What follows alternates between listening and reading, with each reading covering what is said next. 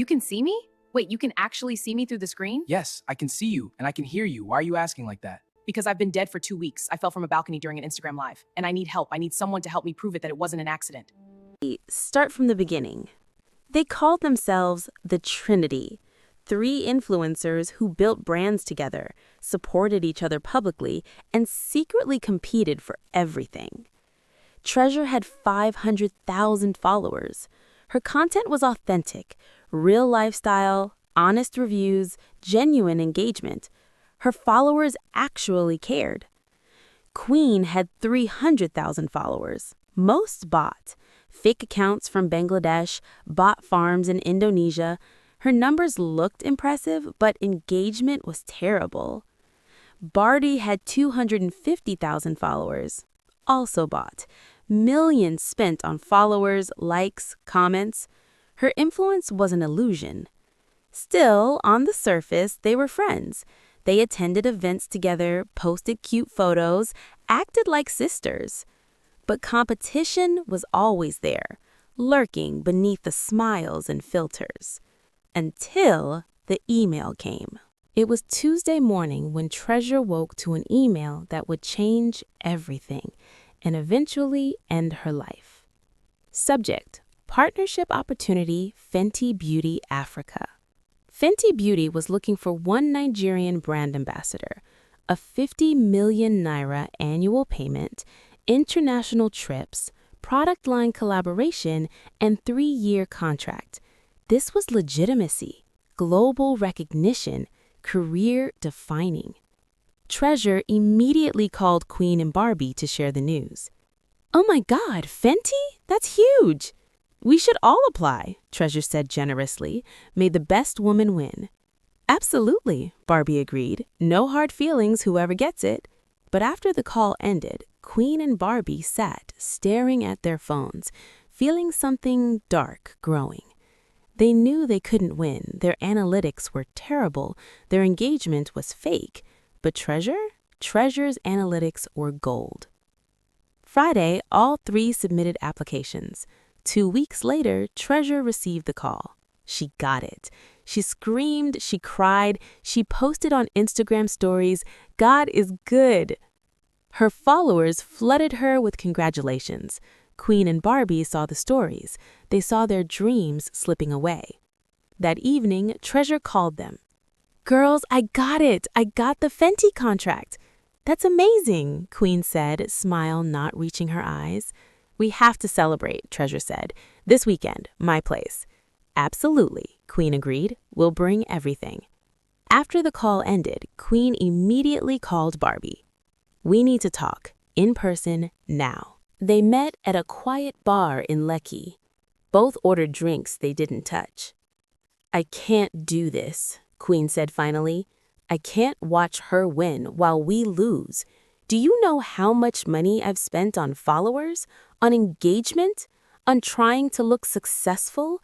Millions. And she just naturally has what we paid for." "I know," Barbie replied. "It's not fair. We work just as hard. We post just as much. Why does she get everything?" "Because she's real," Queen said bitterly, "and we're not. That's what they want. Authenticity, genuine connection, all the things we faked." There was a long silence. "What if," Barbie started, then stopped. "What if what?" "What if she couldn't accept the contract?" Queen looked at her. "What do you mean?" "I mean, what if something happened? An accident, something tragic, something that made it impossible for her to be Fenty's ambassador." "Are you suggesting—" "I'm not suggesting anything specific. I'm just saying, would Fenty offer it to one of us if Treasure couldn't do it?" Queen stared into her drink. The idea, once spoken, couldn't be unheard. "The celebration party," Queen said slowly. "It'll be at her place, the penthouse she just rented, 23rd floor, beautiful balcony with a view of the ocean." Barbie met her eyes. "Lots of drinks, music, dancing. People get careless near railings when they've been drinking." "Accidents happen," Queen whispered. Tragic accidents, Barbie agreed. And just like that, jealousy became murder. Saturday evening, Queen and Barbie arrived at Treasure's new penthouse with champagne, snacks, and a plan. The apartment was beautiful, floor-to-ceiling windows, stunning ocean view, and yes, a spacious balcony with a waist-high glass railing. "This place is incredible," Queen said, hugging Treasure. "Fenty money is already looking good on you," Barbie joked. They drank, they danced, they took photos. To anyone watching, they were 3 successful friends celebrating life.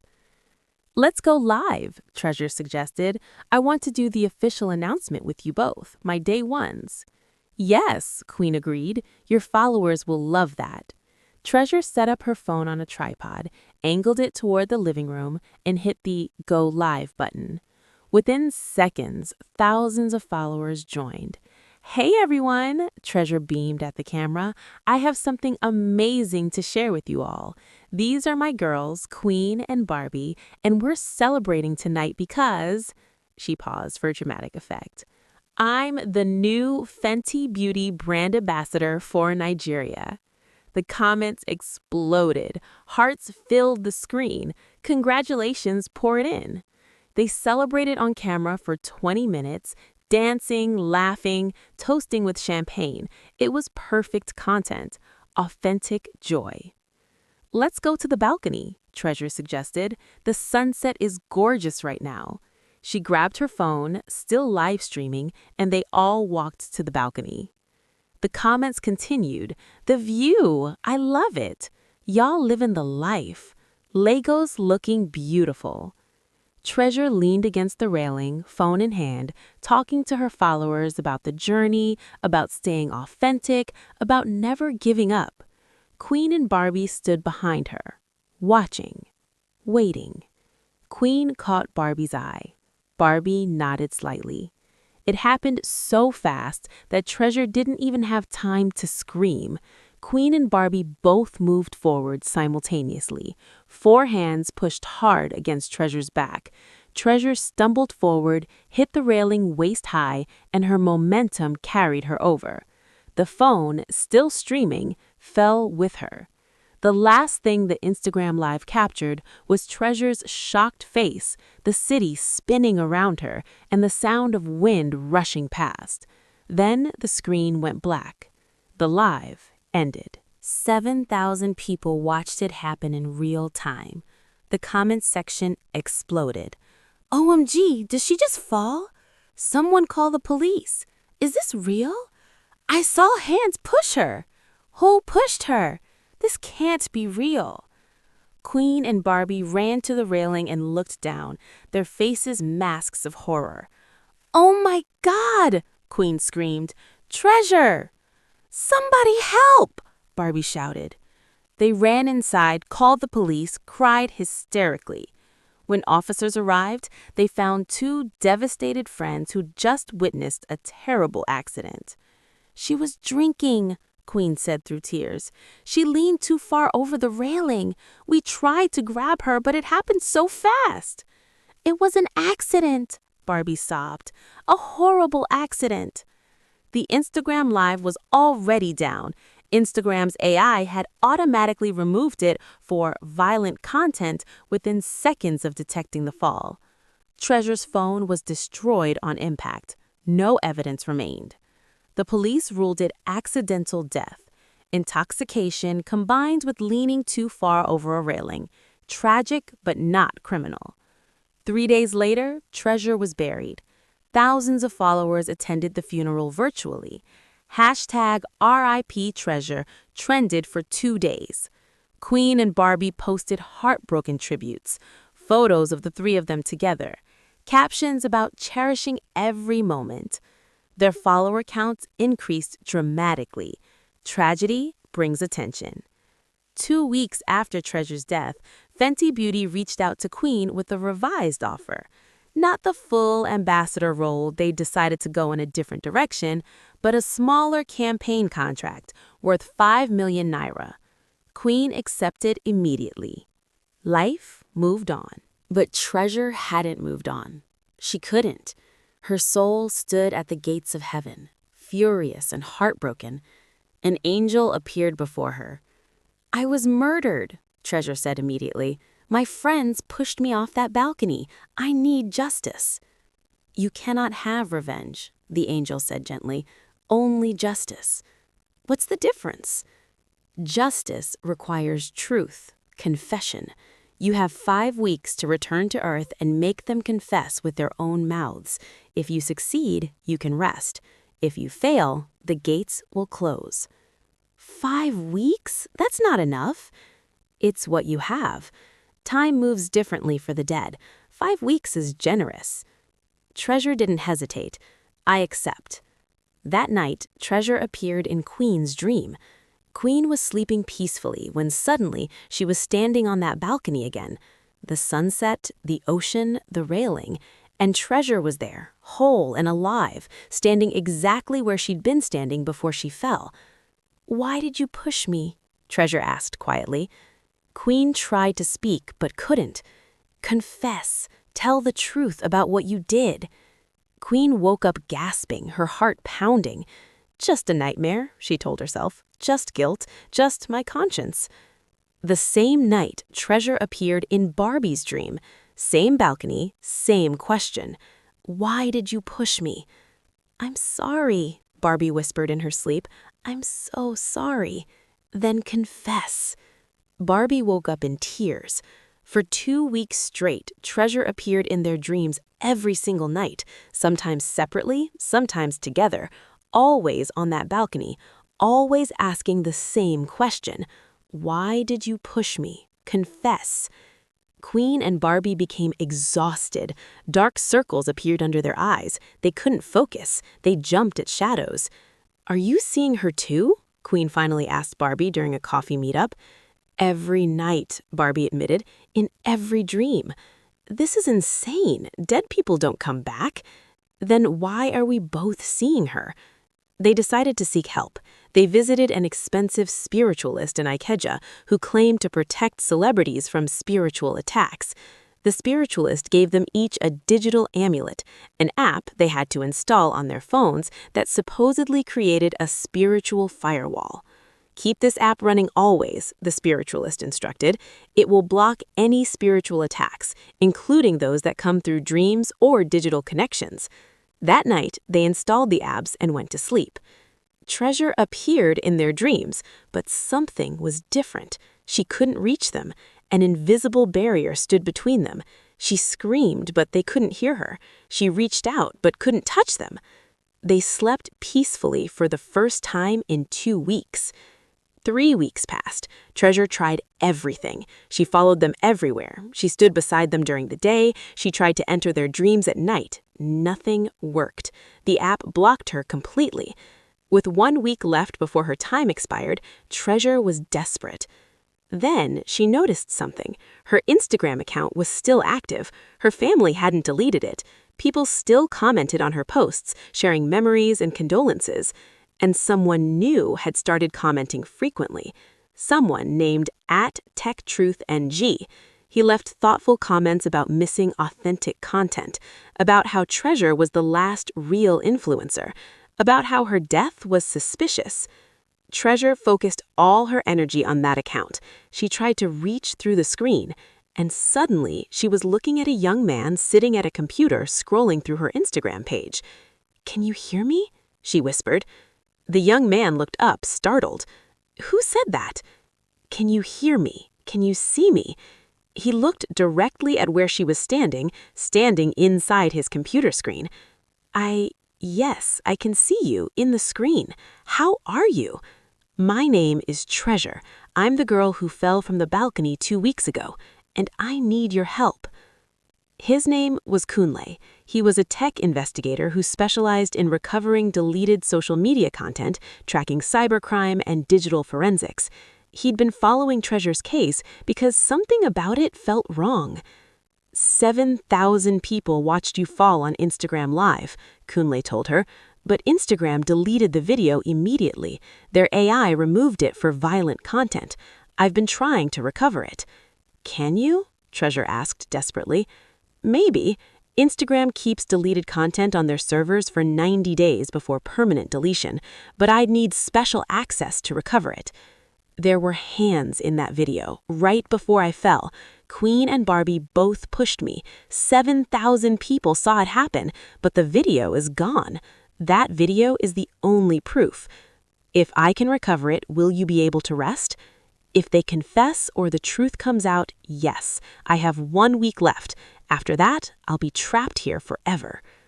Kunle worked through the night. He used every tool in his arsenal. Hacking tools, legal ones, he insisted, recovery software, contacts at Instagram, backdoor access through API exploits.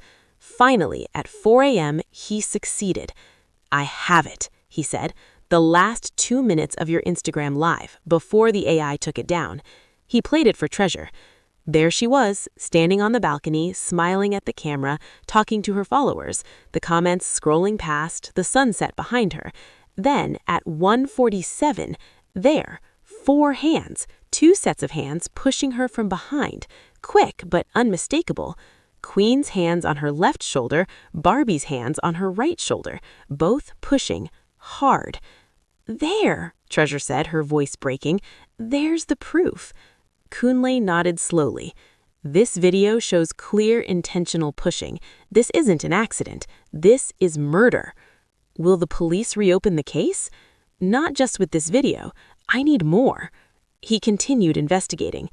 Over the next 3 days, Kunle found 1. Search history from Queen's laptop, which he accessed through a recovered cloud backup, for how to make a fall look accidental and can you be charged for pushing someone who was drunk, both searched 6 hours before Treasure's death.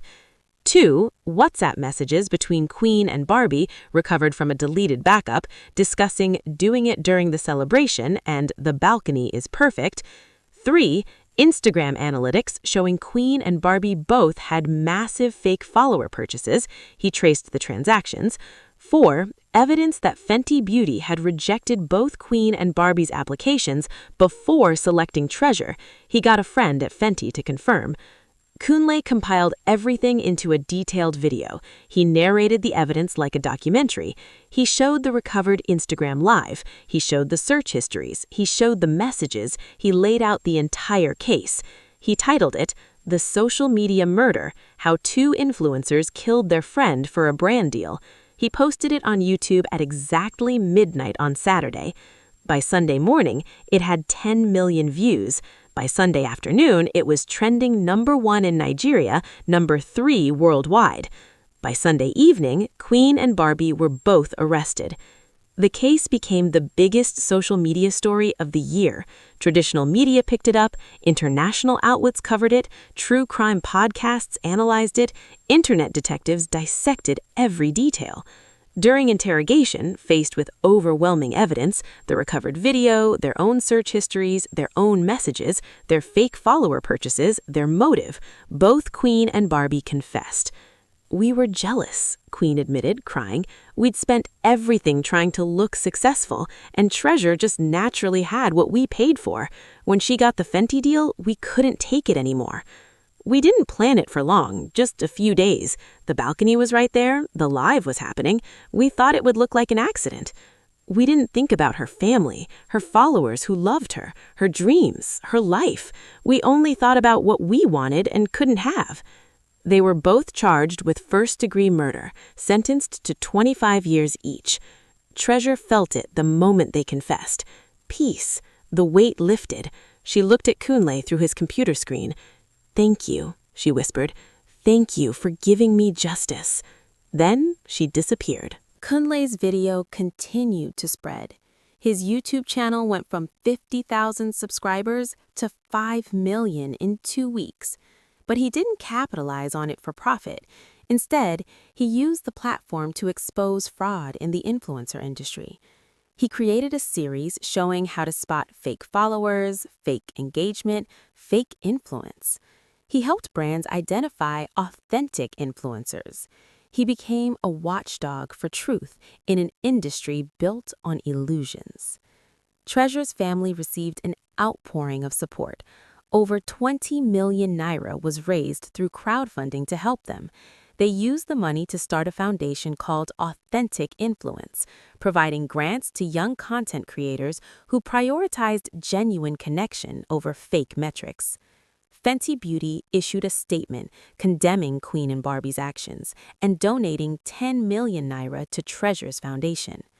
Treasure's Instagram account was turned into a memorial page. Her last post, the celebration video before her death, now has 50 million views. The comments are filled with love, support, and a consistent message. Authenticity wins, always. And somewhere, in whatever dimension the dead inhabit while they rest, Treasure finally found peace. Not because she got revenge, but because the truth, her truth, the real story, the authentic account of what happened, finally came to light.